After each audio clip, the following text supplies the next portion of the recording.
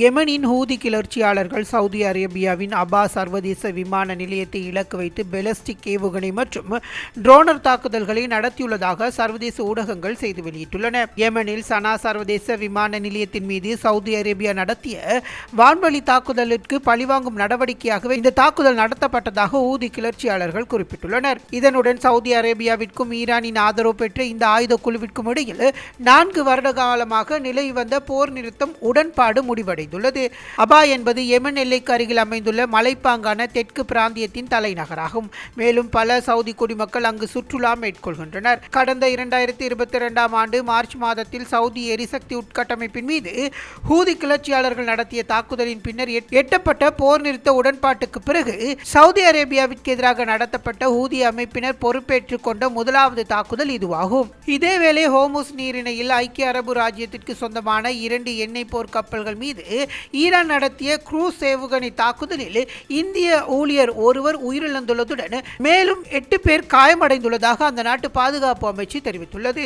காயமடைந்த 8 பேரில் 4 நிலைமை கவலைக்கிடமாக உள்ளதாகவும் அவர்களில் 6 இந்திய பிரஜைகள் என்பதுடன் ஒருவர் உக்ரைன் பிரஜை எனவும் ஐக்கிய அரபு ராஜ்யம் குறிப்பிட்டுள்ளது. மொம்பசா மற்றும் அல் பஹியா ஆகிய 2 கப்பல்களுமே ஒமான் கடல் எல்லையில் உள்ள ஹோமுஸ் நீரிணையின் தெற்கு பகுதியில் பயணித்துக் கொண்டிருந்த போது இந்த தாக்குதலுக்கு உள்ளாகியுள்ளதாக அந்த நாட்டு பாதுகாப்பு அமைச்சு மேலும் தெரிவித்துள்ளது.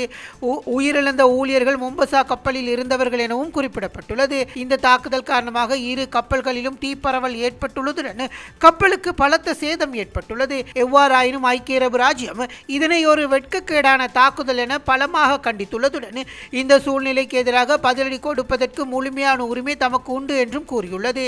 எந்த ஒரு அச்சுறுத்தலையும் எதிர்கொள்ள ஐக்கிய அரபு ராஜ்யம் முழு தயார் நிலையில் இருப்பதாகவும் நாட்டின் பாதுகாப்பை சீர்குலைக்க மேற்கொள்ளப்படும் எந்த ஒரு முயற்சிக்கும் கடுமையான பதிலடி கொடுப்பதற்கு தேவையான அனைத்து நடவடிக்கைகளையும் எடுத்து வருவதாகவும் ஐக்கிய அரபு ராஜ்யம் மேலும் தெரிவித்துள்ளது. இதேவேளை யெமனின் தலைநகரான சானா வானூர்தி நிலையத்திற்கு சென்ற ஈரானிய வானூர்தி ஒன்றை தரையிறங்குவதை தடுப்பதற்கு தாக்குதல் நடத்தப்பட்டதை தொடர்ந்து அந்த நாட்டின் சர்வதேச ரீதியாக அங்கீகரிக்கப்பட்ட அரச நாட்டின் அனைத்து வானூர்தி நிலையங்களும் உடனடியாக மூடுவதற்கு உத்தரவிடப்பட்டுள்ளது. யெமனின் சிவில் வானூர்தி போக்குவரத்து மற்றும் வானிலை ஆய்வு அதிகார சபை தனது உத்தியோகபூர்வ முகநூல் பக்கத்தில் இது குறித்து விசேட அறிவித்தலை வெளியிட்டுள்ளது.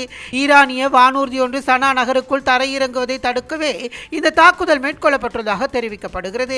இருப்பினும் குறித்த ஈரானிய வானூர்தி வெற்றிகரமாக தரையிறக்கப்பட்டதாக ஈரானிய ஆதரவு பெற்ற ஹூதி போராளிகள் தெரிவித்துள்ளனர். இதேவேளை அமெரிக்காவின் இராணுவ நடவடிக்கைகள் 2 முதல் 3 வாரங்கள் வரை நீடிக்கும் என அமெரிக்க ஜனாதிபதி டொனால்ட் ட்ரம்ப் எச்சரிக்கை விடுத்துள்ளார். ஈரானின் பிக்காஸ் மலை அணுமின் நிலையத்தை இலக்காக கொண்டு அதன் முன் நுழைவாயிலேயே பாரிய தாக்குதல் நடத்தப்படலாம் எனவும் எச்சரிக்கை விடுக்கப்பட்டுள்ளது. மேலதிக செய்திகளுக்காக எமது யூடியூப் தளத்தை சப்ஸ்கிரைப் செய்யுங்கள்.